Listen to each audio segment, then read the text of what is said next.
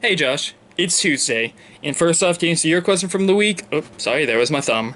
No, I've never been requested for jury duty. So, nice, quick, and easy answer for that. So, now on to the topic of this video.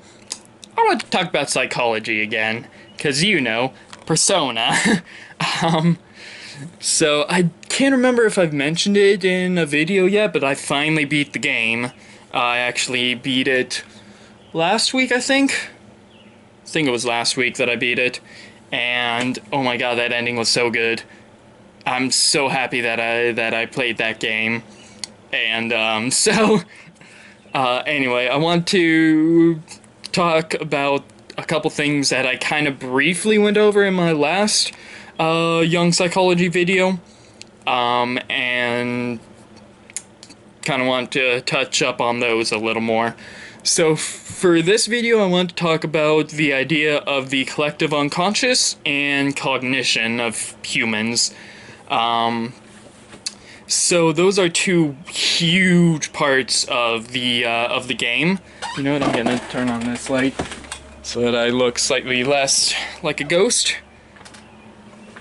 Yeah, there we are.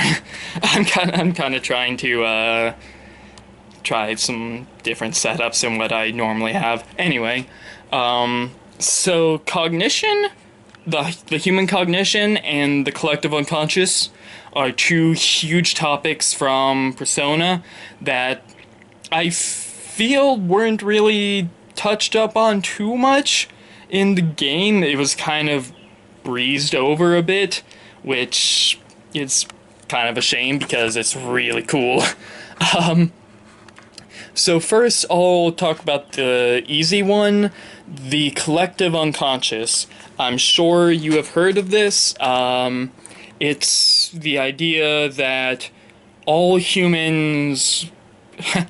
Sorry, my camera just tried to focus on Matt Smith's face over here. It was kind of funny. Anyway, all humans have a shared unconsciousness, which is why a lot of people have similar dreams and the such, is the main focus of the collective unconscious. So like people have similar dreams, similar desires, all of those sorts of things are because, or according to psychology, is because all humans our minds are all connected in a way that I'm not an expert at it, so I don't know the exact wording for it, but the short version of it is that every human mind is connected through, this is getting a bit theoretical science, but since the brain works with like electrical signals, the idea is that those electrical signals actually combine together, all minds, because with every action there's an equal and opposite reaction, so every little spark in your brain counts, or also adds up to the collective unconscious, is kind of the short version, I'd say. But it's something that I briefly touched up on, that they briefly touched up on in the psychology class that I took in high school, and also they only briefly really mentioned it in Persona, because one of the dungeons, quote unquote, that you can go through is a place called Mementos, which is sorry, felt like I had a burp, which is the representation of the collective unconscious. Play the game. It's amazing. It's so good. It's only $20. Play it. On PlayStation 4 it's only $20. Anyway, so that's the collective unconscious, and now for the big focus of Persona in general, and definitely Persona 5. I've never played any of the other Personas, so I don't exactly know how those connect to this, but the idea of cognition. So, in the game, every single dungeon that you go through is the cognition of a certain person, and cognition is kind of how you view the world through your own kind of wants and desires per se.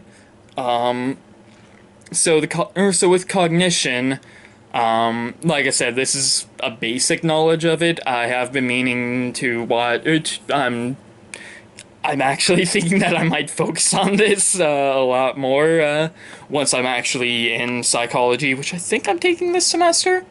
I'm either taking this semester or next semester. Um, but uh, but the idea of cognition, like I said, is that it's the way that you view the world through your own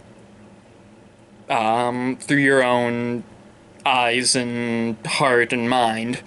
Um, and it's it's a bit hard to explain, I will admit, without really getting into too many spoilers of the game, because the game's about the only real experience that I have with it.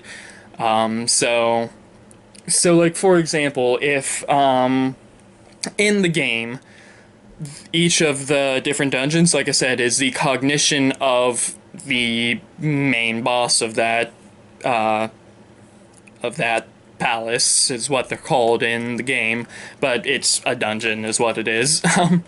So it's like it's a very interesting topic that I'm probably gonna want to do some more research into before I talk too much in depth of it, and before I try and pretend that I know what I'm talking about.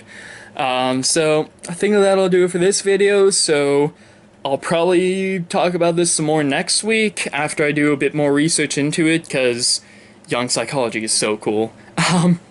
So Josh, my question for you, this might be a bit of a weird question though, to be completely honest. What I'm trying to think of how to word it. What person from either history or legends do you think you identify most with? Because in the Persona series, each character has the persona that takes the appearance of takes the appearance of a character from either history or mythology or any sort of thing like that.